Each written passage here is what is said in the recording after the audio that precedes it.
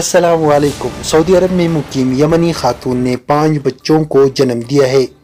عاجل اور اخبار 24 کے مطابق صحتی وقف فنڈ کے تعاون سے میڈیکل ٹیم نے آپریشن میں مدد دی ہے۔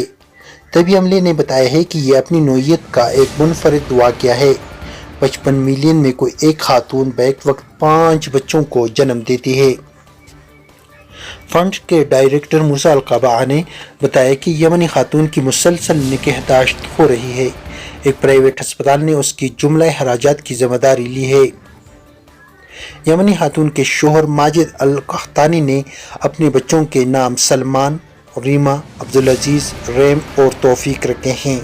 ماجد القحطانی نے بتایا ہے کہ اس نے اپنے ایک بچے کا نام شاہ سلمان بن عبدالعزیز کے نام پر سلمان رکھا ہے۔ خواہش ہے کہ اس کے 5 بچوں اور بچے مملکت سعودی عرب کے فرزند ہوں اور وہ اپنے ساتھ احسان کا کچھ حصہ چکا سکے۔